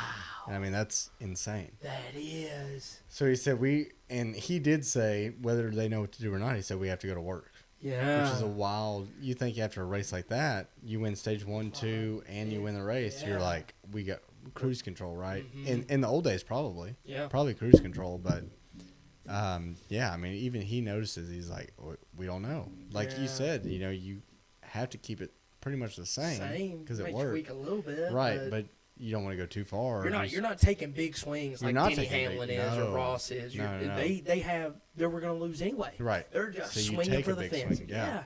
And eventually it's going to pay off. It will, Because those dudes yeah. are really smart. They know what they're doing. It's Somebody gonna with pay a off. big swing will pay off. Yeah. And then Larson will be the guy running in 10th, wondering what the hell's going on. Yep. Exactly. So it was wild. Did you have any? So okay, I was an 8 rookie score. You were 7.2. 7.2. Okay, so we're pretty close. Standouts here. We got a few little rivalries starting. Did you see anything? I've got a few in mind. Did you see anything? Seen anything? No. I kind of went back to post-race interviews a little bit, and I was even then kind of skeptical. I know you wrote down Ross and Blaney, and so I tried to go back and I watched them. Yeah, After I sent you a video. Yeah. Yeah. Once I saw that video, I was like, oh, okay. This is what we're doing. That right there needs to get hot. Yeah. That I want to see that. Because to me, and this may be, and I know you're not going to like this, but those potentially in the next 3 years, they're going to be the face of NASCAR. No, for sure. Yeah. Yeah. It's going to be him, Chase, Well, Ross. we need them to be. Yes, we need them to be. We gotta have those guys. So that's something that we need to fire off. And God, it made me excited. Yeah. Honestly, watching that. And what Chastain said, and I think, so me personally, I'm probably putting a little bit more into it, because I don't think these guys want rivalries as much as we do. Mm-hmm. But Chastain, they asked him, about his race, and he said, I was kind of proud of Blaney. He Yeah. learned how to air block. Yeah. Damn, okay, because that's what Blaney was so mad at him at Phoenix for. Phoenix was air, for, blo- air blocking MFer. And he said the same thing. Blaney goes ballistic on his radio. Yes. He's absolutely ballistic all the Yeah. time. And so Chastain made a little comment. He's like, I'm proud of him. He finally, he's learned how to air block. And you're like, oh, dude, let's go. Yes. And, some of that's maybe just Ross being funny, but it might. Oh, it definitely might, probably. it It's might turn into 50-50. something. Oh yeah. You don't know. And I mean, Ross knows that's the dude he's chasing. He wants to win a championship. Right. And so it's one of those. If it comes, that's why I'm excited about Phoenix. And we'll get into this a little bit. But Phoenix is going to tell us something, I think, here. We'll see. Yeah, I've got my opinions on that too. Okay. But yeah, it's Okay. not to shoot you down. No, but dude, I've no, got I'm gonna my. state my opinion. No, okay? that's fine. So I put on our sheet Spire. Did you happen to see? And I won't shit on Corey LaJoy too much because I've been doing it on Twitter all week. Still not giving my username out. But so Corey LaJoy took 2 tires. Was in the top 10, doing pretty well. Can't pass, and he stayed up there. Right. Yeah. Started fading back. Carson Hocevar starts climbing up. Yeah. Corey LaJoy starts going back. Carson Hocevar gets a penalty. Starts climbing up again. They meet in the middle. Evidently, according to Corey LaJoy and no one else, and no video that I've seen, Carson Hocevar fenced Corey LaJoy. Yeah. No. I didn't see it. Maybe, hey, give me a video. Yeah. Give me a video and I'll say it. Put it in the comments. So, of this video, right, okay? yeah. Put it in the comments. We will watch it. We'll talk about it next. Yeah, episode. I'd love to see. I mean, hey, if he did it, he did it, right? No. Either Screw way, that guy. if I feel like what it probably was a next gen move, and I keep calling it a next gen move where you can run somebody high and it's up to them to lift, Yep. right? Mm-hmm. And people have got mad about it. People have understood it. People have not understood it. But that's a next gen move. Yeah. So I don't know if that's what happened. Still have to debate if it even happened to begin with. So Corey starts fading back, and then just absolutely loses it on his own. Yes. Right. Completely On his fault. own. Completely Yeah. on his own. And No one around. And even during the beginning of the race, when he was running top 10, he was running people super tight, blocking people. And, hey, if that's what you want to do, that's fine. But, dude, when it's stage 1, Yeah. what are you doing? Yeah. No. And That's exactly what I wrote down when we came to this. People that stood out to us. Corey LaJoy's in over his head right now. There is no reason for him to be racing this hard. Nope. I don't care how long you've been doing it, really. And even, I mean, I guess I would give Denny Hamlin more leeway. I would, Right. honestly, because he has that experience. Corey ain't shit to me. No. And I don't know what he's trying to prove He's right a now. dart without feathers. Yes, and Absolutely. he is racing hard. Carson Hocevar, I guarantee, if we could put money on this, I would guarantee he'll have a higher point finish than So Corey LaJoy. that's one thing I wanted to introduce, Okay. and I'm going to keep up with this. Okay. Okay. We're going to do a Carson Hocevar versus Corey LaJoy tally for Let's the whole year. go. So Okay. right now, Corey has 2. Yep. Right, super speedways. Good for him. Yeah. Yeah, I do. Yeah. I don't put a lot of weight into it. You know that from the last Yeah. 2 episodes. Corey LaJoy has finished ahead of Carson Hocevar 2 times. Yep. Big whoop. That's the round of applause right yeah. there. yeah. Carson Hocevar has finished ahead of Corey 1 time when we got to a real track. So Yes. I'm gonna keep that. Hey, I'll eat crow. I'll eat my words. I'm with you. And really, Corey should have the higher finish. Yes. Or, you know, he should. He should definitely have him by, I would say, almost 10 races. He Honestly, should. he He has should. the experience. And if It's he the does- exact same car. Yeah, and if he does, then I'll sit here and say, as you should. Yes. Good job. Yeah. I was talking shit, but dude, I'm telling you, there's something weird. And here's what I'm going to do a little bit of a deep dive on Corey LaJoy, real quick. Okay. So Corey LaJoy got the first Cup opportunities he could, running absolute dog shit equipment, and I'll give him that. BK Racing, TriStar Yeah. Motorsports, dog shit equipment, right? Mhm. But he said, "I'm racing on Sundays. I have Cup experience." That's all good and well. Yeah. Right? Look at someone like John Hunter Nemechek, who was doing decent in trucks for his dad's team, got into Cup, and ran decent in a front row motorsports car, but wrecked a lot. Yes. Wrecked a lot because he was Yeah. overdriving it, Yeah, right? he was. So He was trying to find it. trying to find it, and you look like a fool when you do that. I'm sorry. Mhm. So what does he do? He says, "Okay, I'm going to partner with Toyota. I'm going to go down to trucks." Yeah. Everyone's like, "Why would you do?" That's not the system we're used to. No. Right? It says, "I'm going to go down to trucks." You're like, "Well, yeah, dude, you're going to win 1,000,000 races. What are you proving?" That's what I thought. I'm like, "Dude, you're not proving anything. I know you're going to win 1,000,000 races because you got the Cup." Yeah. So he wins 1,000,000 races. Yeah. Yeah. And Super good. and what does that do? Then he gets an Xfinity ride. I'm like, okay, well, now you're in Xfinity. So you with Gibbs, you better win 1,000,000 races. He wins 1,000,000 races. You know what I mean? Yeah. Just won another Xfinity race Yeah. part time. And then gets Handily. handily, and then gets straight into a Toyota legacy car, right? I mean, just so in way younger than Corey LaJoy, in the same amount of time that Corey's been floundering in a cup car, beating his chest saying, well, I'm racing on Sundays. John Hunter Nemechek has been in a equal, maybe a little bit better ride than Corey was, been down to trucks, went to Xfinity, and now ended up in a better cup ride than Corey. Yes. So that's weird to me, just the way the system works. And good for John Hunter Nemechek, because I was one of his biggest doubters, saying you cannot go down and come back up and end up in a better spot. And he did. Yeah. So that's the way the model's working now, I guess. Also, that being said, when he was racing in trucks, he was racing up front. So he has that racecraft restarts, right? Yeah. Or I'm running second. How do I pass the guy in 1st? Gets to Xfinity and beats those kids, right? Gets to Xfinity, beats those guys. You know, a little bit more experience. Now he has that experience to where when Legacy comes around, you know, he still has a learning curve, but his learning curve is way shorter than someone like Corey LaJoy that's been running dog shit. And then with Spire, as their equipment increases, they can make those cars faster all they want, but Corey still doesn't have that racecraft. And we see that every time. Every time they give him a good car, he drives over his head and wrecks. And we saw that again. And I mean, I can't say it enough. And I said it even before this race. I've said it several times. When you give Corey LaJoy a fast car, he doesn't know what he's doing. He drives over his head and he wrecks. Yeah.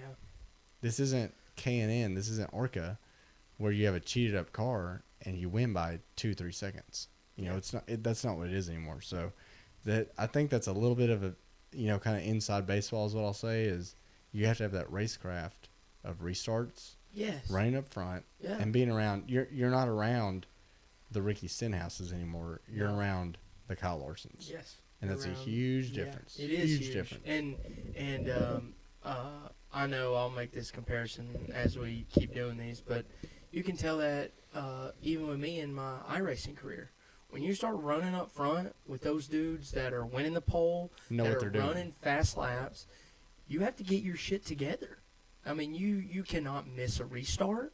You cannot be late or, you know, too high on an entry. They will just gap you. Yeah, they'll like eat you that. up. They'll eat you up. And the only way that you continue to do that is try to run up there. But to me, no matter how much experience you give him, he just squanders it away. Yeah. He doesn't take it, to me, as a learning experience at all. No. He just goes, that was it. He just blames it on equipment failure. Right. And when I look at his spin, and this is my opinion. I mean, I didn't watch the people racing 20th all day or wherever he was, but he was holding Brad tight. Yeah. Really tight. Now, Brad did not get into him at all, but he was holding Brad tight, like he was trying to race him hard, and lost it. And then turns around in that interview that he did with some random person on YouTube and says, well, I got fenced by a teammate. My car drove like shit ever since. It's like, you were holding Brad pretty tight, racing for really nothing at that point.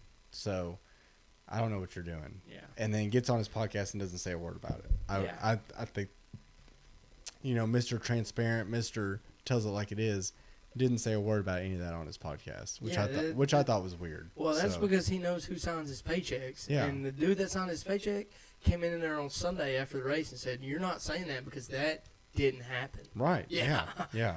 So but selfishly, let's talk out of both sides of our mouth here. I hope that he has a little in-team feud with Carson Hocevar. Yeah. And they get some shit started. Yeah. But I think, like I said, Corey 2, Carson 1. We're going to track this 35. We'll even track All-Star and everything else because I don't think either one of them will make the All-Star race. But we'll track it, and I think Carson comes out on top. And if he doesn't, I'll be the first one to say I was wrong. Okay. I like it. So I like it. Any other standouts to you? You know, I still don't know. And we talked about it for the past 2 weeks. You know, I'm like, Ford has new bodies. Toyota has new bodies. It's still a Chevy show. Yeah, it's still a Chevy show. That's what I wrote down. I said Chevy's the ones to beat. What can you do? What can you do? I wrote down Toyota to me is trending up a little bit. Yeah. I know we've had 2 super speedways, so we really haven't got to see what they've had. But to me, the Fords have just been blah. Like they haven't been. I feel like bad, they've been haven't blah been for 2 good. years, but they've won 2 championships. Exactly. I mean, I don't. Yeah, it's hard. It's hard. It's like it's just one of those. The Chevys somehow Yeah. dominate the regular season, and I don't know what the Fords do if they save or It's what. almost like they slide under the radar in the tech shop, and then they get it I together. mean, They know. I hate to say that, but that's what it seems like. It so is. I'm still, I'm not, for that reason that you just said, I'm not going to count Ford out, because No.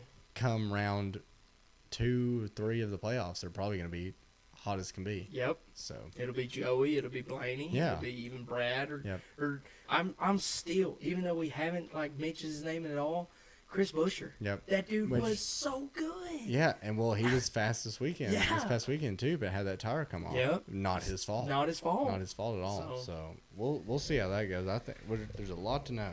There he is. It's so good. This is gonna So be a we'll- great year. Yeah, we'll get into Phoenix then, just feeding off that. So, what are your Phoenix? Oh, I'm sorry, I absolutely skipped. Yeah, you skipped my bets. Yeah, I skipped your bets. dude. Wow, Come dude. on I'm now, sorry, I dude. can't read. Just because I'm down a couple units. No, we were doesn't- both educated in Middle Tennessee, so we can't read. That's fair. We're gonna go straight into drop the green bets. How did you fare this past weekend? Okay, so I put 3 units on the race. I had Kyle Busch winning, lost.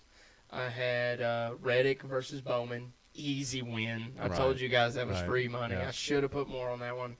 And then I believe my last one was Eric Jones, who kind of let me down, honestly. But I will say, ran up there for a Yeah, bit. he was up there. He was up there, so and that I didn't go back and look at it, but that might have been a 2 to a 4 tire change call there at the end. Could have squandered that away because I know he wasn't relevant in the first stage. Second stage kind of was relevant, and then the third stage he was very relevant in the top 10 there. So I think that we can kind of chalk that up to crew chief saying 4 tires here was a good call, and his car was definitely not fast enough to pull away and Byron on us, So we wagered 3 units, got back 1.7, and so now we're down a unit, almost. We'll say a unit and a half. It's technically 1.3 units. Okay. So So it was a short-lived moment on it top. was a short-lived moment on top, but I got some winners this week. I hope so. Yeah. So this week I've got actually 4 for you, and I've spaced out the units a bit different. Still 3 units. I'm wagering again.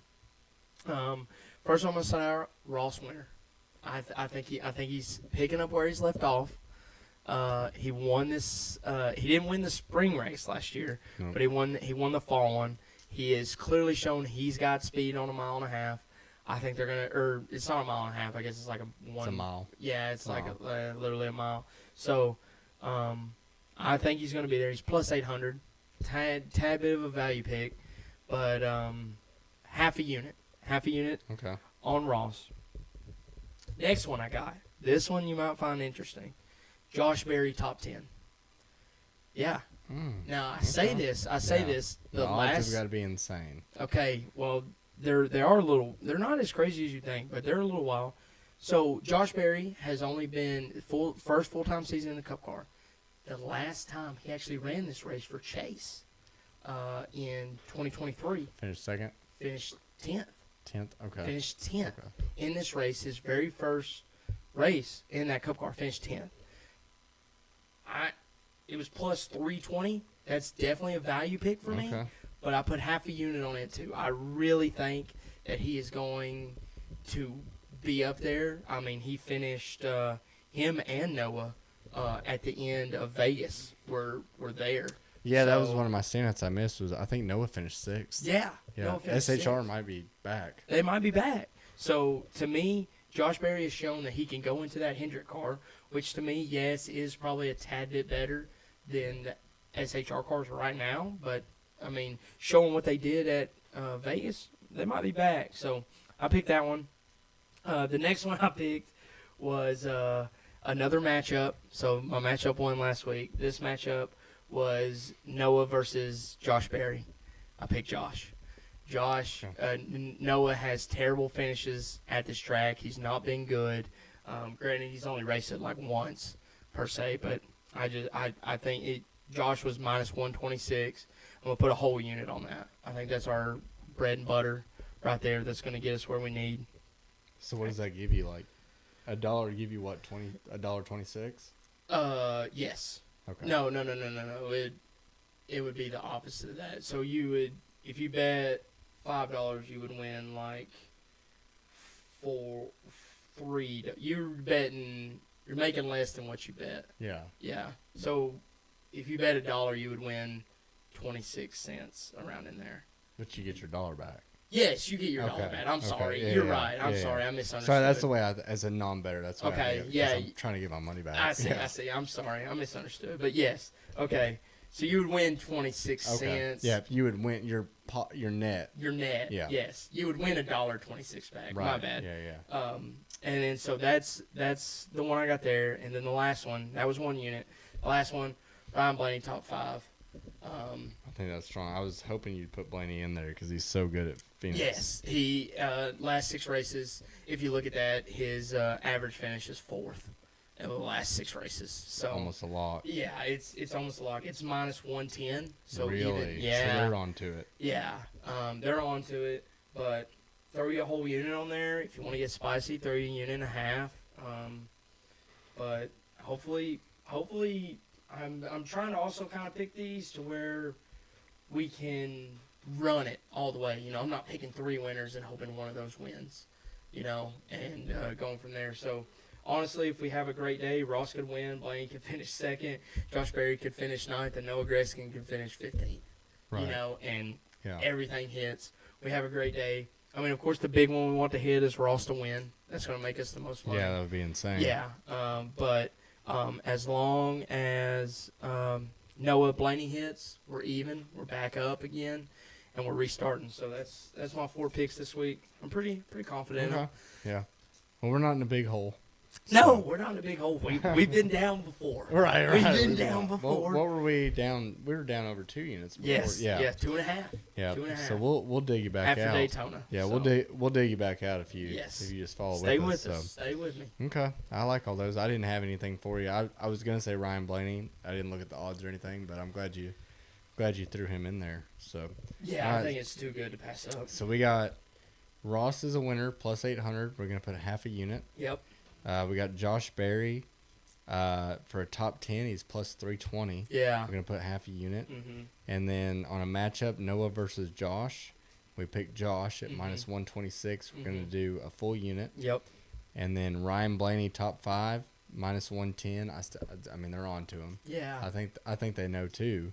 And we're gonna put a full unit on him. Yeah, I really want to go top 3 with it, but then it only gets to like plus 150, and it's Yeah. like, You're one bad pit stop away. yeah, you're 1. So give him the top 5. I think he's a lock for that. So Yeah.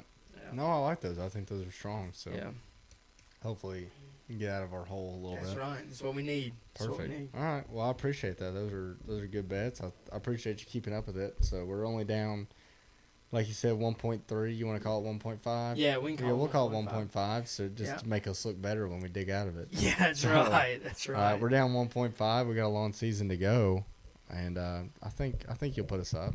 So we'll go straight into Phoenix predictions. A lot of people shit on Phoenix.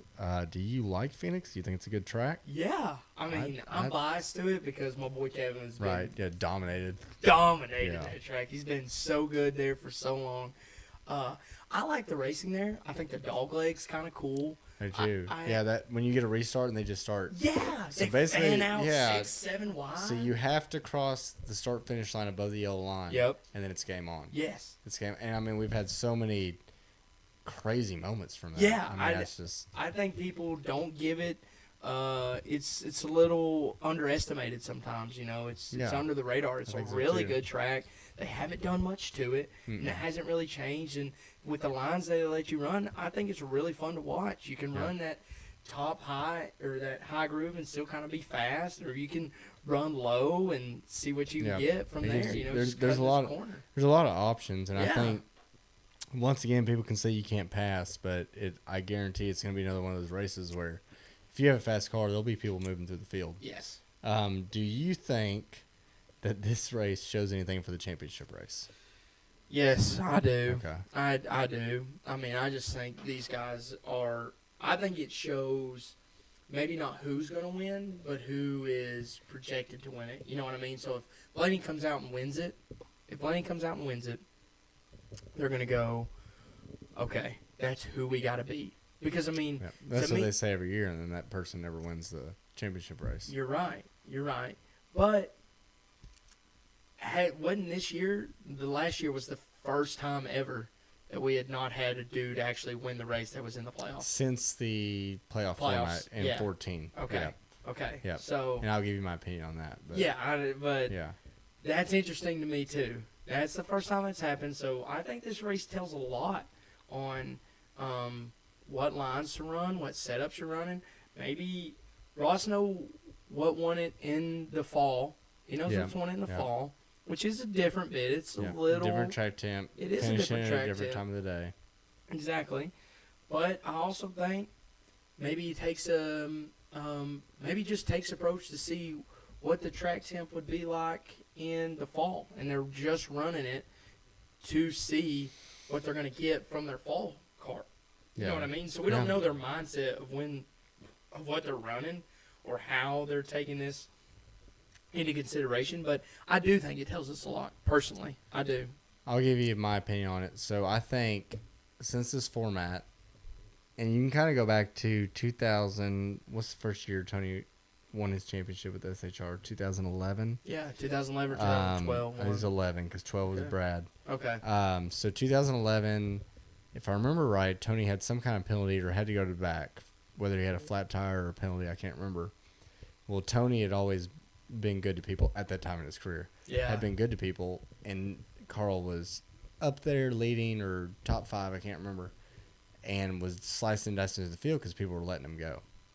Tony was? Tony was, yeah. Oh. So this was before the format we have now. So it just so happened that if Tony won, they would tie in points, Mm-hmm. and it went back to who had the most wins And over the season, and Tony had and Tony had the most wins. Okay. It just so happened to be that. That's the exact reason we have the format now. Yeah. We can get into that another time. But a lot of people let him go because if you're running 15th and you're 16th in points at that time, I mean, Yeah. what? Well, this is Tony. He's been good to me. Pull over. Yeah. You know what I mean? So there's a lot of that going on. Flash forward to what we have now. Now there's only 4 people eligible, Mm-hmm. right? So even if you're the guy in 5th, now the points, what gets confusing is once you're cut off from the format, you can still move up. Let's say you were cut off in the round of 12. Mm-hmm. You're the 16th place guy. Well, the points going to reset for those guys that are out of it. So the guy, even if you're cut off in that first round, you could still possibly finish 5th, Yes. which is weird. Yeah. But when you come out of that last race, what's the point? You know what I mean? They all know we're here for the fans, regardless of the points and the purse at the end of the day. And I think they let a lot of those guys go. I think they always have. These guys always finish 1, 2, 3, 4, if not close, right? Not anymore. Not anymore. Not That's anymore. what I'm saying. Okay. Who's the guy? Who is the one guy that would spoil that? Ross Chastain, right? It is, yeah. When have we had a Ross Chastain before? Never. Never. Yeah. Okay, so that's what I'm Well, saying. well, I also want to stop you right here because this guy right here, sitting across the table from me, used to say, "Oh, they'll always finish 1, 2, 3, 4." Because No, they always did. it wasn't. I'm because they just always telling you. did. I told you that wouldn't happen Okay. forever. Well, that's fair, and Okay. I'm glad it didn't. Okay. But it was because, and you heard Ryan Blaney on the radio. What the fuck? Yeah. They know the deal, Yeah. right? They know the deal. Ross Ross was Chastain, Yeah. and God bless him. Yeah.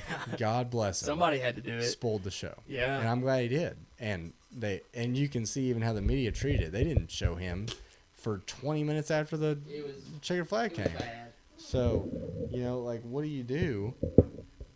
Yeah. Because they're not used to that. No. So, that's what I think's happened. That's why I think you can't brace because of not only the track temps, the time the race starts, the things you figure out through the seasons. Mhm. Right now, even the past 2 years, Fords have not been good this time of year. Suddenly come on, Yeah. right? So take that into account. Then take into account when we get to the championship race. Ross Chastain's in his own box. There's a lot of people that let these guys go. There is. Okay, and I'm not going to get into the conspiracy of they let these guys cheat a little bit more than the other guys, because I used to be on that boat. But I think a lot of it is they let these guys go because there's nothing to race for, right? Mhm. There's nothing to race for. There's only 4 guys that can win the championship.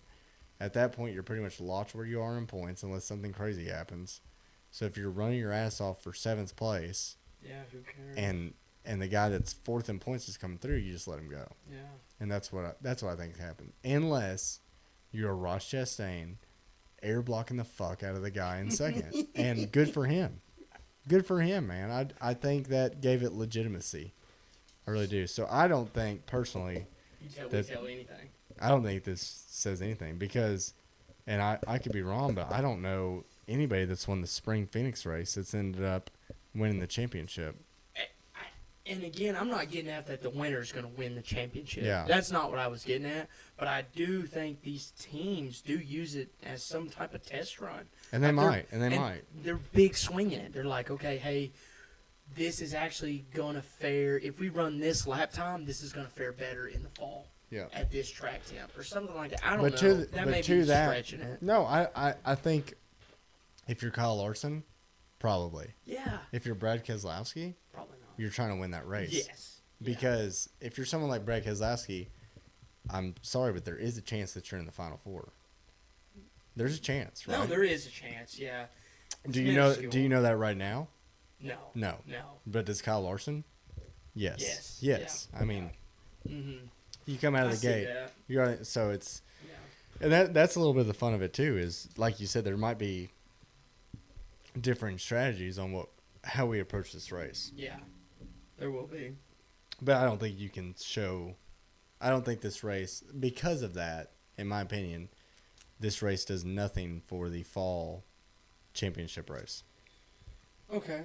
I disagree. I think it does Because show even if something. you're Kyle Larson swinging for the fences, let's say you finish 10th and Eric Jones wins. Well, now you're swinging for the fences means nothing. Because now do we have to worry about Eric Jones or Toyota's coming on? Keep in mind we still have 30 more races until we get no, there. you're right. You're So right. that's where I think, I'm not saying you're wrong. I'm just saying that there's a lot that goes into it. No, there is. I mean, So- this is how we had 16 different winners one time. Right. You know. So. Yeah.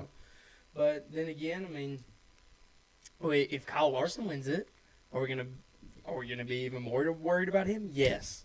You know what I mean? Right. Any more worried than we were before, though?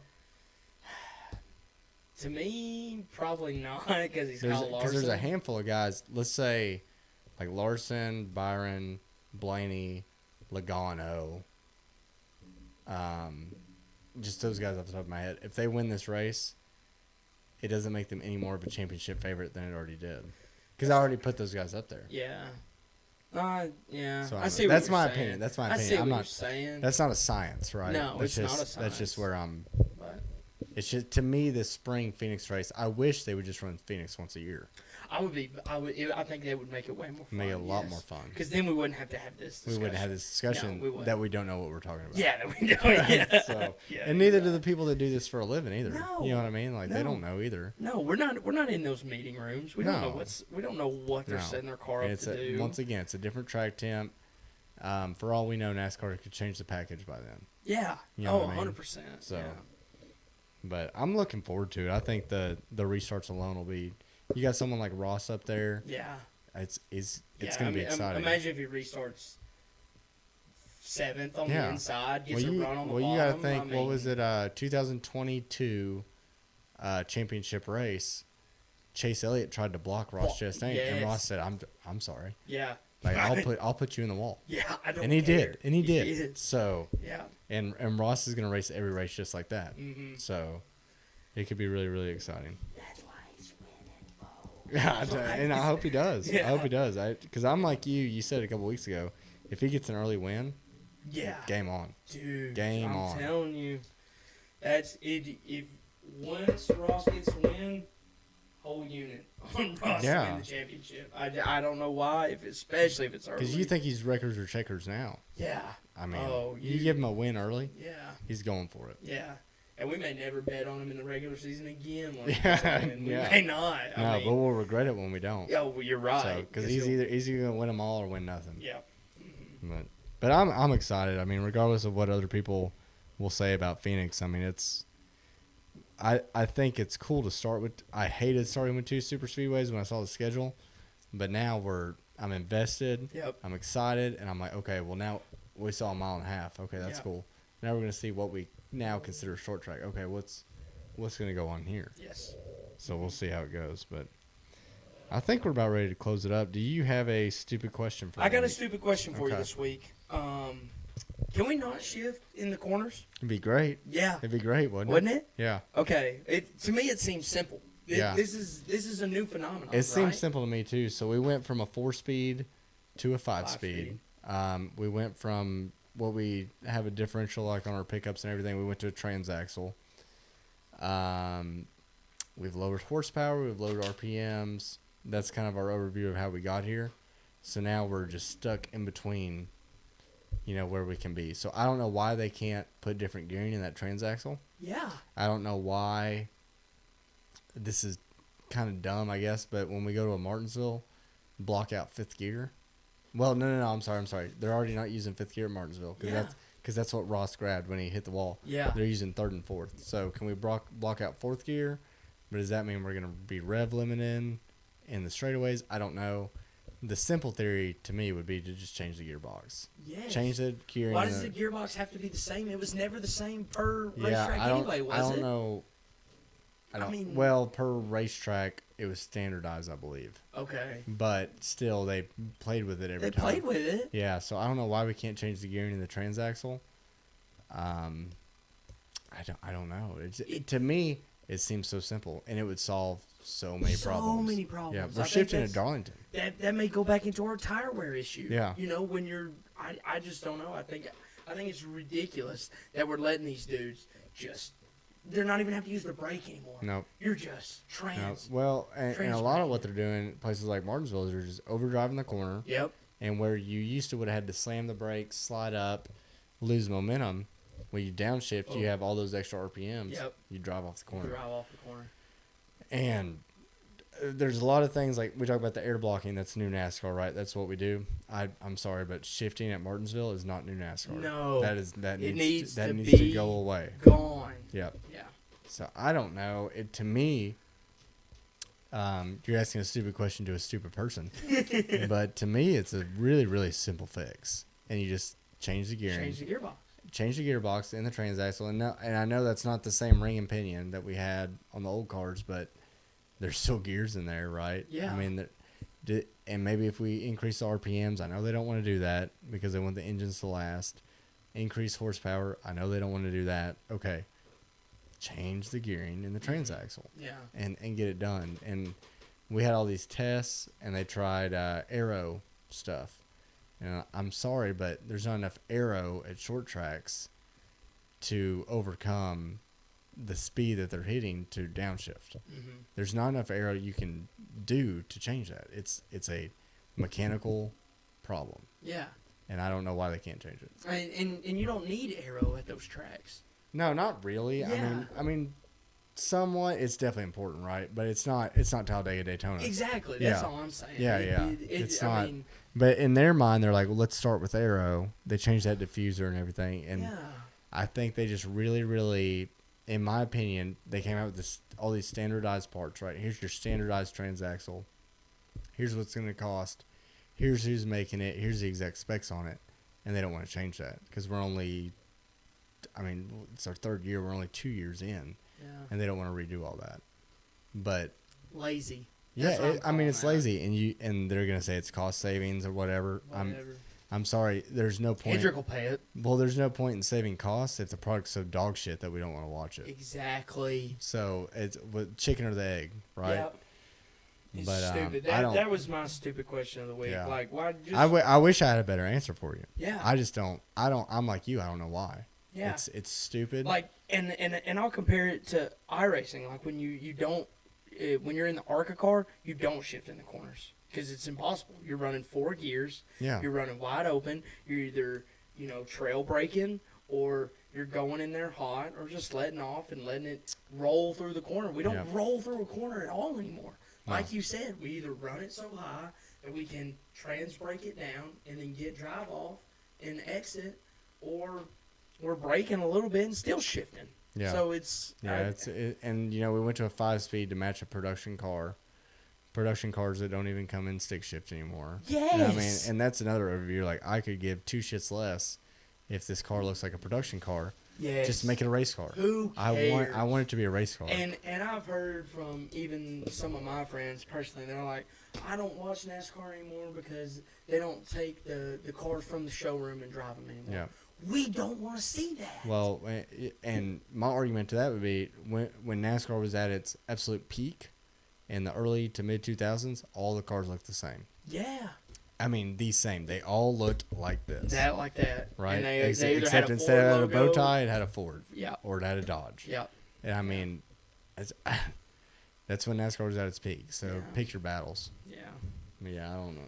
I wish I had a better answer for you, but I agree with you. Yeah, so if you have a stupid question for us or want to comment on that one, please leave one below or email us at dropthegreen05@gmail.com. We're taking emails. Yeah. So I'd love to hear from an engineer why the fuck we can't do it. Yeah, please let us know. So we're really happy. You got anything else before we close it out? Real quick, I was gonna do my favorite memory of Phoenix. I'm gonna pick. I'm a diehard Jeff Gordon fan, and this is not a good Jeff Gordon memory. So 2012, flashback to Martinsville early in the year.